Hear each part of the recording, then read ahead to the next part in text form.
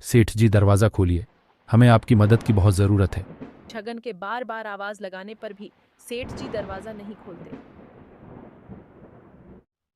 बहुत समय पहले की बात है।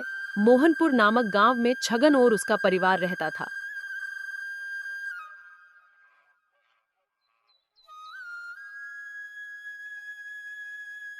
छगन बहुत गरीब था। छगन गांव के एक सेठ करोड़ीमल के खेतों में मजदूरी करता था।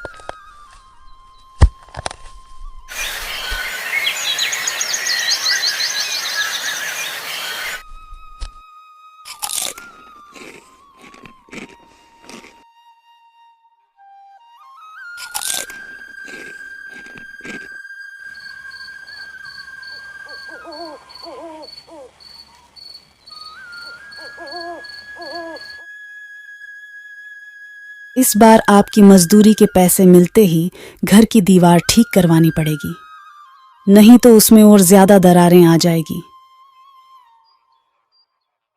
हाँ रेशमा, पर हमने मजदूरी के सारे पैसे दीवार की मरम्मत में लगा दिए, तो हम पूरा महीना कैसे निकालेंगे? मैं कब से सोच रही हूँ कि मैं भी सेठ करोड़ीमल के यहाँ कुछ काम करना शुरू कर देती हूँ। आपके मजदूरी के पैसे से तो महीने भर का राशन ही आता है, और बीच में कोई और काम आ जाए तो हमें भूखा रहना पड़ता है। ठीक है रेशमा, जैसी तुम्हारी मर्जी। तुम चिंता मत करो, जैसे ही सेठ जी पैसे देंगे हम सबसे पहले इस दीवार की मरम्मत करवाएंगे।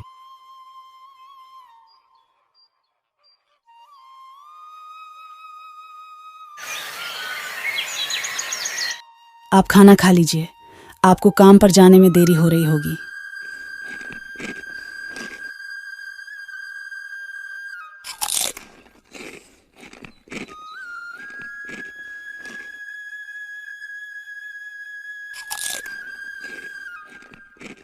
आज सेठ जी से पैसे लेकर आना, महीने का राशन भी खत्म हो गया है।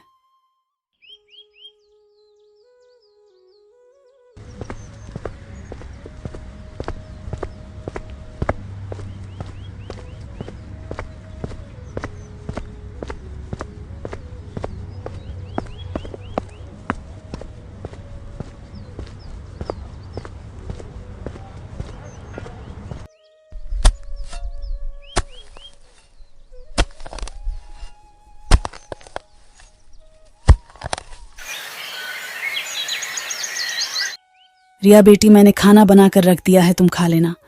और हाँ, घर से बाहर मत जाना, बाहर बहुत सर्दी है।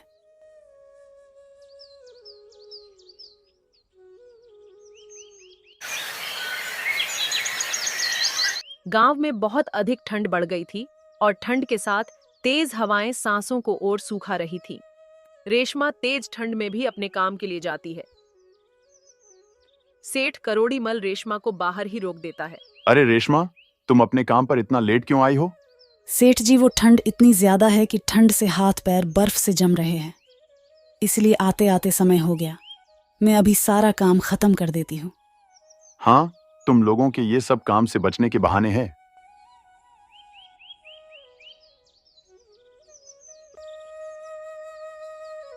ठंड हाथ पैर सुन्न कर देने जैसी पड़ रही थी और इतनी ठंड में भी छगन खेतों में काम कर रहा था।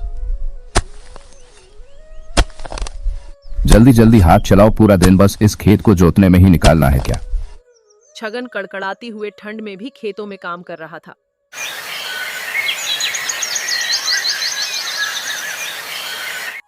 शाम होने के बाद भी छगन खेत में काम कर रहा था। पूरा खेत जोतने के बाद छगन सेठ करोड़ीमल से अपनी मजदूरी लेने जाता है।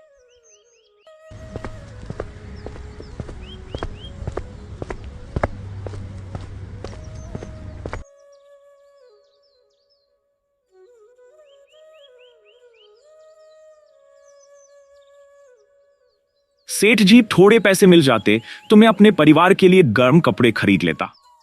काम अभी तो आधा महीना ही हुआ है और तुम्हें पैसे चाहिए? तुम्हें पैसे महीना पूरा होने के बाद मिलेंगे।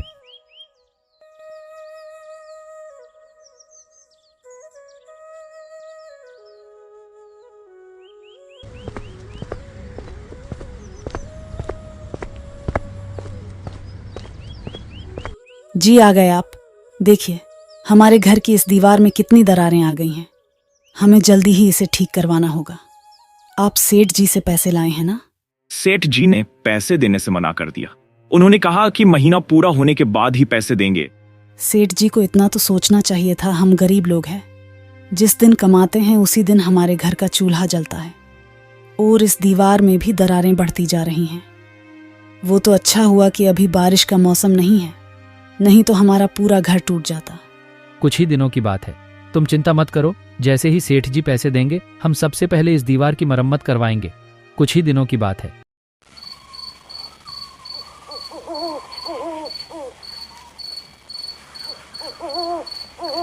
मोहनपुर गांव में इतना सन्नाटा पसारा हुआ था, सारे लोग अपने अपने घरों से बाहर भी नहीं निकल रहे थे।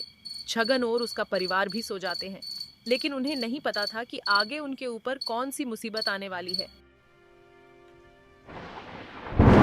अचानक मौसम बदल जाता है, तेज हवाएं चलने लगते हैं और तेज हवाओं के साथ साथ बादल बरसने लगते हैं। देखते ही देखते तेज बारिश होने लगते हैं। रेशमा बारिश की आवाज सुनकर उठ जाती है। रेशम की आवाज सुनकर छगन भी उठ जाता है। सब तरफ पानी ही पानी भर चुका है और उसका घर भी इतना मजबूत नहीं था कि वह इस पानी से उन्हें बचा सके। बाहर बहुत तेज बारिश हो रही है। रेशमा, हमें जल्दी घर से बाहर निकलना होगा, नहीं तो यह दीवार गिर जाएगी और हम इसके नीचे आकर मर जाएंगे। छगन और उसका परिवार जल्दी से अपने घर के बाहर आते हैं। उनके घर से बाहर निकलते ही एक जोरदार आवाज के साथ उनका घर टूट जाता है। यह क्या जी, पहले ही मुसीबत कम थी, जो ये भी हो गया। अब हम कहाँ जाएंगे? अब तो हमारे पास एकमात्र सहारा सेठ जी है। छगन और रेशमा दोनों सेठ के घर इस विश्वास के साथ जाते हैं कि शायद सेठ जी उनकी मदद कर देंगे। छगन रेशमा तेज बारिश में सेठ के घर जाते हैं।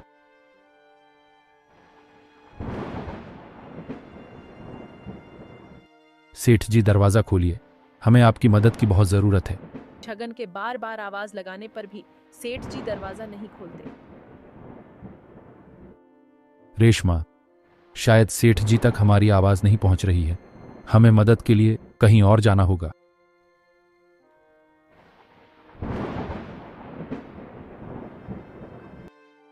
छगन और रेशमा तेज बारिश में मदद के लिए भटक रहे थे।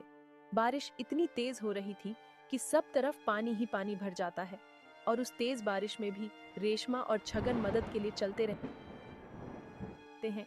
एक जगह जाने पर उन्हें एक घर दिखाई देता है।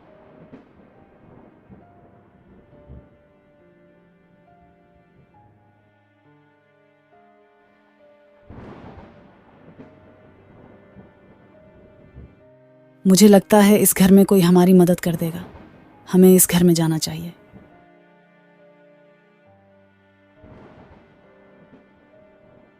रेशमा और छगन उस घर के अंदर चले जाते हैं। अंदर जाने पर वह देखते हैं कि उस घर में एक बूढ़ी औरत है। माँ जी, क्या हम कुछ देर के लिए आपके घर पर रुक सकते हैं? हमारा घर टूट गया है, अभी हमारे पास रहने की कोई जगह नहीं है।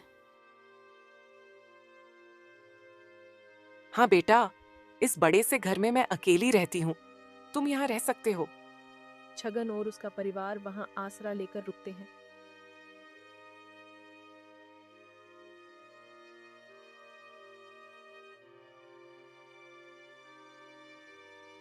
थोड़ी देर गुजरने के बाद छगन की बेटी रिया को भूख लगती है।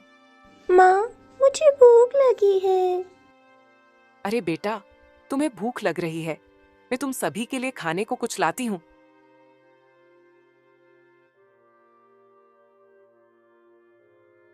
बुढ़ी औरत घर के अंदर जाती है और सबके खाने के लिए चावल लेकर आती है।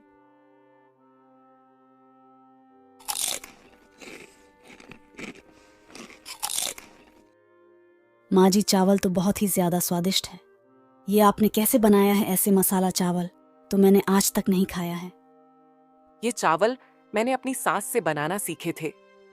वह बहुत अच्छे मसाला चावल बनती थी और इसमें मैंने उनके द्वारा बताया हुआ मसाला डाला है, जिससे यह इतनी स्वादिष्ट लगते हैं। पहले हम ये मसाला चावल बेचा करते थे, लेकिन मैं अब बुढ़ी हो गई हूँ।